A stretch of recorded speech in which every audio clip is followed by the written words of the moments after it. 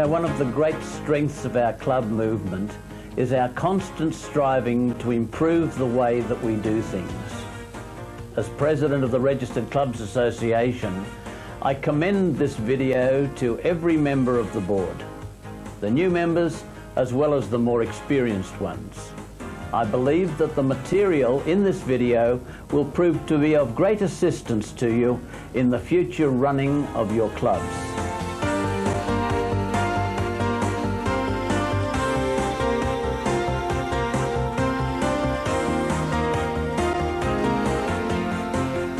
Hi, I'm Paul Lyneham, and this is the second video in our series for club directors presented by the Registered Clubs Association. Now, we've all heard of the bottom line, and I've heard that getting there's half the fun. So join me as we explore some of the sights along the way. I reckon that if there's something I don't know, it's always best to ask someone who does. There's a heck of a lot I don't know about business planning and accountancy. So I'll be putting lots of questions to Joanne Hotston, an expert from KPMG. They're management consultants and auditors to the RCA. Hi Joanne, Paul Lyneham. Hello, Paul. Now, you'll have to go easy with me. I've had an accountancy bypass operation. We're not all as bad as most people think. So you say. The first thing I want to do, Paul, is to offer our viewers an incentive. Follow Paul and I through to the end of this video because I've got a special offer. Now, there's a tantalising thought. Meanwhile, we'll look at some of the basics. Shall we? Okay. Oh, by the way, this booklet, a glossary of accounting terms, is part of the package. Now and then I'll signal time out, so be ready with your pause button. It sounds like this. Remember video 1? Well, once again, you're in control of the pause button. Use it to take a break or to check the glossary. It's important that as directors we understand the big picture. As a board, we're responsible for the strategic planning. And in today's changing environment, I guess planning's more important than ever. Sure, planning's the logical process that enables us to make the right decisions. You mean a set of rules that would apply to almost all situations in a club, from whether to put up a whole new building or refurbish the games room? Yes, that's right. We need to know where we are now and where we want to be.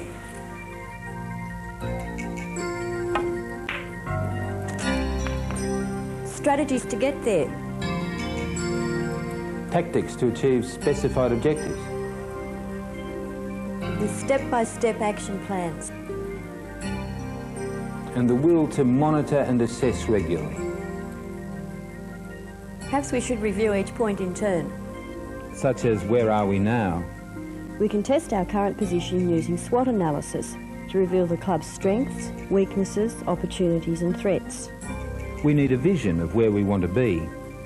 And to enhance the understanding and commitment of management and staff, we need to write down our vision as our mission statement. How do we bridge the gap between where we are now and where we want to be? Well, first, we need an overall strategy. Are we going for growth, stability or reduction? Then specific strategies for areas such as customer service, finance, staffing, culture, marketing and administration. How do we implement our specific objectives? We break down the objectives into achievable tasks, put them in writing and set realistic timeframes. How do we implement our action plans? You mean the step-by-step plans that answer the question, what do we do tomorrow to start achieving our objectives? And the sixth point, monitoring. Surely that means what it says. Yes, and to make our business plan a living document, we should monitor and assess at least once a year. Well, thanks, Joanne. It's time for a pause to refresh, and when we return... Accounting. Thank you. Thank you. You know, Joanne, the first time I confronted a balance sheet, I didn't know whether to bluff and try to look wise or run up the white flag straight away. It's a fairly common reaction with most people about accounting, Paul. It was for me. But the most important thing is to feel comfortable in asking questions. Because all accounting is about is having an idea of whether your business is heading in the direction that you wanted it to be. Well, let's hope we're heading towards a jackpot, in which case I'll have even more need of an accountant. Well, if we're lucky, Paul. But understanding accounting is really quite simple. It's like having two cups. One cup's full of our concepts and the other cup is full of our dollar values. Oh, I see. So it's a bit like the machine. Get the concepts in the right order and then give them dollar values. That's right, slightly more complicated, but what we need to learn about are our two key financial documents, our balance sheet and our profit and loss statement. Someone once said to me, you've got to look at financial statements if you want to know where your business is and how it got there. That's right, that's very important, but what we're going to be looking at first is the accounting cycle. Let's get this jackpot first though, eh?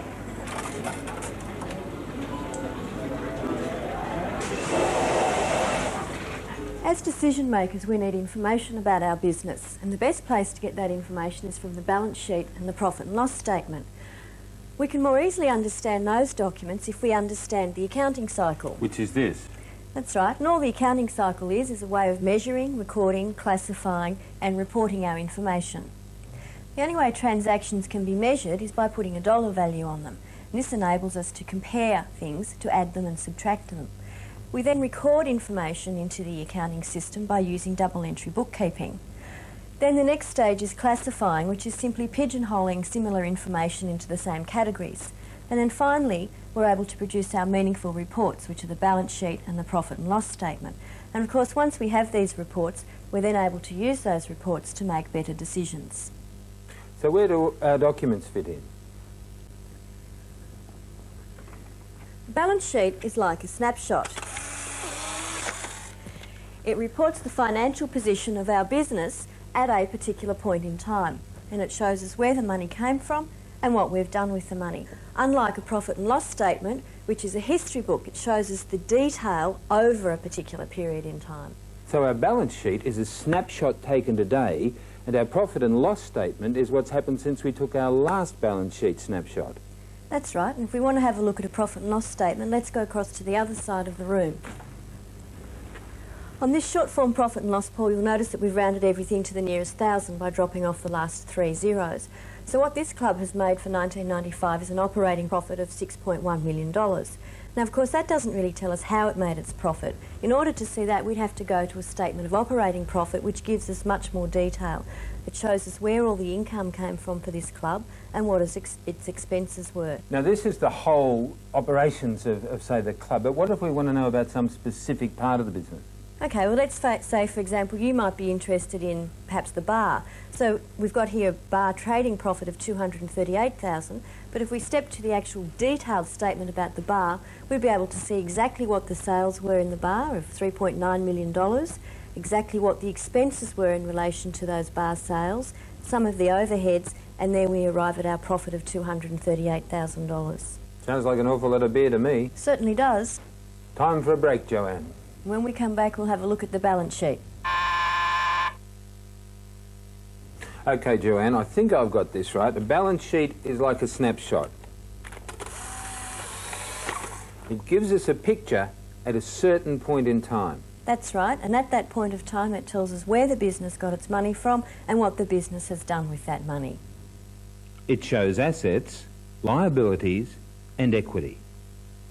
On closer inspection, the business has cash in the bank of $1,607,000. There's inventory of $274,000, and that's items which we have bought but we haven't yet used up. And we also have some property and equipment worth more than $39 million. How do we get to the net assets and total equity? Well, the total worth of our business is over $33 million, and this is the total of all of the assets less all of the liabilities. The total equity, being members' funds in our business, is $33,193,000.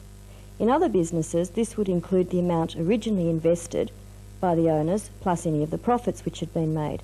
But in a club, the equity is simply the retained profits. So a balance sheet will always balance? Absolutely. It's a fundamental principle because where the money came from will always equal what we've done with the money. Well, time for a well-earned break. When we return, the vital link. Here's your snapshot, Paul. Don't give up your day job. Well, they just say the camera never lies. Now, I know there's a link between the balance sheet and the profit and loss statement, but what is it exactly? Well, you may remember we looked at the balance sheet and the retained profits. And the retained profits are simply the total of all of the profits a business has earned since we started it. Then we also looked at a short-form profit and loss statement, which showed us the detail of what happened in the business between the date when one snapshot was taken and the next snapshot. And the link is simply this: the growth in the profits is the same as the retained profits figure in the balance sheet. And that's very important information for decision makers to be able to understand about their business. Yeah, but some might say, why do we really need all this information? Maybe it's just a device to make work for accountants. What's the logic of financial information? Well, to help people understand the logic, let's look at an everyday investment decision. If you wanted to invest money on a horse race, what would you want to know? The odds and the form? That's right. In accountants' terms, we say the form equals the risk and the odds equal the return. And in business, our financial statements, The balance sheet and the profit and loss account. will tell us the risk and the return. Trouble is, I never seem to get much of a return on the ponies. Perhaps you need a good accountant, Paul. Maybe. So your profit and loss statement lets you measure the return on your investment, and the balance sheet enables you to calculate your risk. And how you calculate your risk is by knowing what your total net assets are. In other words, how much you have invested in that business. And you want to compare that investment to how much the investment is returning to you by looking at your profit and loss statement to see what that return is. So you know if the business is really worthwhile. That's right. You know if it's a worthwhile business or not. We've looked at a lot in this introduction, but even to be classed as enthusiastic amateurs, it seems we've still got a heck of a way to go. In this short video, we've touched on a few basic concepts, but there's more equally important information you simply must know if you want a practical understanding of the whole accounting process. For example, you need to know about the 5 types of accounts, double entry bookkeeping, and the accounting equation, which we say is assets equals liabilities plus equity, or ALE for short. Ah, right on cue. So many things to know. Now, come on, what is your special offer?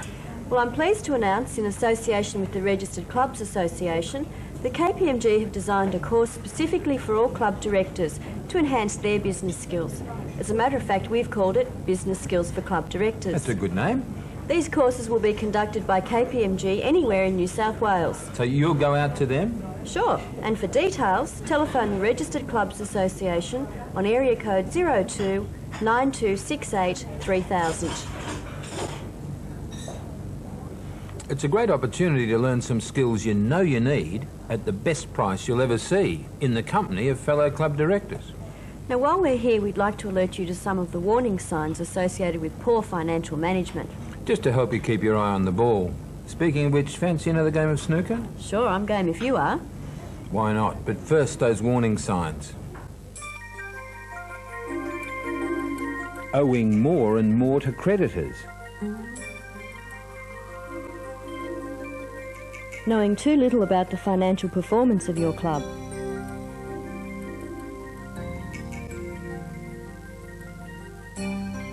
Putting off decisions to spend money on the maintenance and repair of assets that help your club earn revenue. For example, replacing poker machines.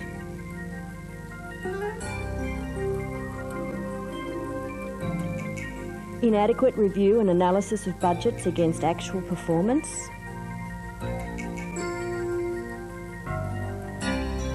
Identifying cash flow as a problem for the future.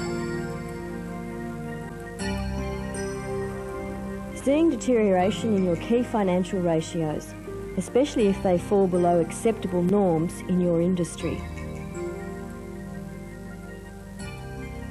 Your board of directors finds it difficult to make decisions.